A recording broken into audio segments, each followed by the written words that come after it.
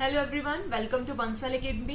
And इस video में जो अभी हम डिस्कस करने वाले हैं वो है preparation for master cadre biology. तो अभी हम डिटेल में देखेंगे कि बायो के लिए आपको कैसे प्रिपेयर करना है।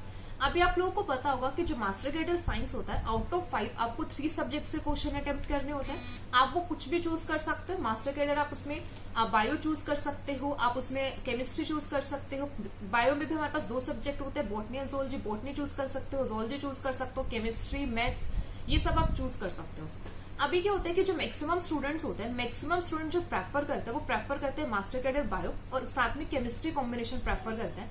अब उसका स्पेसिफिक रीजन मतलब मेनली रीजन क्या होता है कि अभी देखो, अगर आप 3 डिफरेंट सब्जेक्ट चूज करते हो, मीन्स अगर आप फिजिक्स, केमिस्ट्री और साथ में आप बायो का कोई भी सब्जेक्ट चूज करते हो, बॉटनी या जोलॉजी चूज करते हो, तो आपको 3 डिफरेंट सब्जेक्ट को डिटेल में पढ़ना होगा। तो आपको ज्यादा एफर्ट्स वहां पे देने पड़ेंगे एग्जाम को क्रैक करने के लिए। बट अगर आप क्या करते हो, मास्टर कैडर बायो मतलब बायो सब्जेक्ट को चूज करते हो और आपके बेसिक कंसेप्ट आपके थोड़े क्लियर है बायो में, तो आपको बॉटनी जोलॉजी पढ़ने में इतना ज्यादा कुछ एफर्ट्स नहीं करने पड़ते। आपको इजिली क्या कर सकते हो, एग्जाम क्रैक कर सकते हो।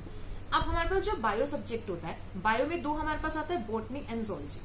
अब दोनों में क्या होता है, अगर आप स्पेसिफिक सिलेबस पैटर्न भी देखोगे दोनों में बहुत सारे ऐसे टॉपिक्स है जो कॉमन टॉपिक हमारे पास होते हैं। बॉटनी एंड जोलॉजी में कॉमन टॉपिक्स आता है, कुछ ऐसे स्पेसिफिक टॉपिक्स होते हैं जो स्पेसिफिकली किसमें होता है, बॉटनी सब्जेक्ट में, कुछ स्पेसिफिक किसमें होता है, जोलॉजी में आता है। फॉर एग्जाम्पल जैसे प्लांट फ्यूजो हमारे पास टॉपिक है, प्लांट फ्यूजो specific for the botany and animal फ्यूजो स्पेसिफिक फॉर द जोलॉजी। तो यहाँ पे देखो सिलेबस जो दिया हुआ है, सिलेबस का पैटर्न ऐसा ही दिया हुआ है कि सिलेबस में यहाँ पे मतलब मैक्सिमम टॉपिक्स ऐसे जो आपके कॉमन आते हैं। तो एक तो बेस्ट बेनिफिट यहाँ पे ये मिल जाता है कि जब आप बायो और जब आप बॉटनी और जोलॉजी के लिए तैयारी कर रहे हो तो यहाँ पे आपको बहुत सारे टॉपिक्स ऐसे मिलेंगे कि जो सिमिलर होगा। फॉर एग्जाम्पल सेल बायो दोनों में आपको पढ़नी है, आपको बॉटनी में भी पढ़नी है और आपको जोलॉजी में भी पढ़नी है। जेनेटिक्स आपको दोनों में पढ़ना है, एवोल्यूशन, इकोलॉजी आपको दोनों में पढ़ना है। तो वहां पे थोड़ा सा क्या होता है कि सिलेबस का जो बर्डन होता है वो कम हो जाता है। एक तो प्लस पॉइंट यहाँ पे ये आता है हमारे पास बायो में।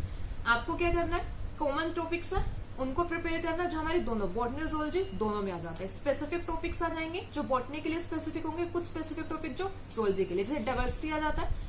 डाइवर्सिटी वाले यूनिट में जैसे प्लांट किंगडम आप किसमें पढ़ोगे, बॉटनी में पढ़ोगे, और जोलॉजी में क्या पढ़ोगे, एनिमल किंगडम को डिटेल में पढ़ोगे।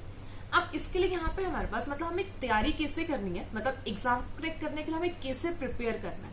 अब उसके लिए सबसे इंपॉर्टेंट और सबसे की पॉइंट जो हमारे पास ये होता है कि आपको सबसे पहले अपने बेसिक कॉन्सेप्ट्स को क्लियर करना है।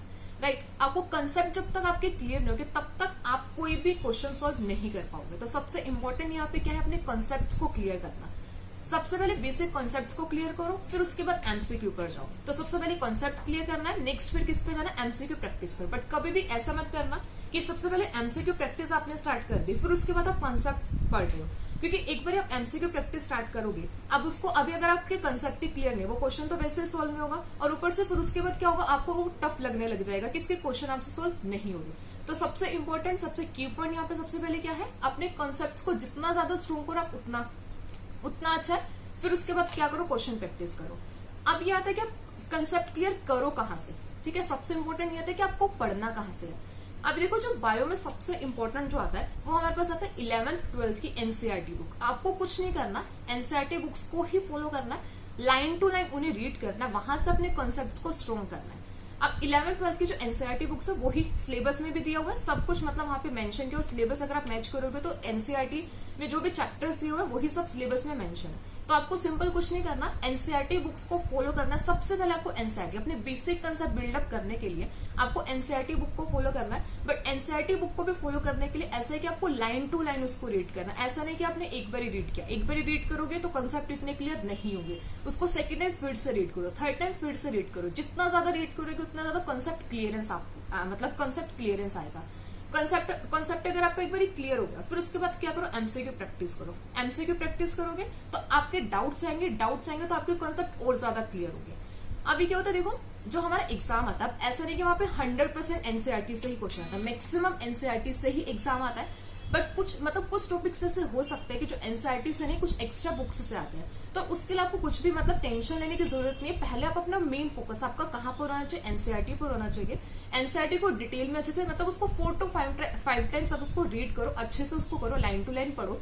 उसके बाद क्वेश्चन प्रैक्टिस करो। जब आप प्रीवियस क्वेश्चन प्रैक्टिस करोगे तो वहां पर आप देखोगे कि कुछ क्वेश्चन ऐसे होंगे जो एक्स्ट्रा आ रहे हैं, ठीक है, एक्स्ट्रा टॉपिक्स आ रहे हैं। तब आप उनके लिए किसी एक्स्ट्रा बुक पर जा सकते हैं। जैसे आप मॉडर्न की बुक को देख सकते हो या फिर प्रदीप की बुक से स्पेसिफिक वो टॉपिक ही पढ़ना है। ऐसा नहीं कि आपको पूरा सिलेबस ही वहां से करना है, वो स्पेसिफिक टॉपिक ही वो आपको पढ़ना है, ठीक है। तो आपको किसी भी अनदर बुक पे नहीं जाना, एनसीईआरटी से पहले अपने बेसिक कॉन्सेप्ट क्लियर करने हैं। अगर आपको लगता है कि किसी टॉपिक को डिटेल में पढ़ना चाहिए, मतलब जहां से क्वेश्चन आ रहे हैं, तब आप किसी एक्स्ट्रा बुक को रेफर करो, otherwise NCERT is more than sufficient. आपको वही अच्छे से प्रिपेयर करना है, ठीक है। तो अगर आपको इसके अलावा और कुछ भी इससे रिलेटेड क्वेश्चन आता है तो आप कमेंट बॉक्स में कमेंट कर सकते हो।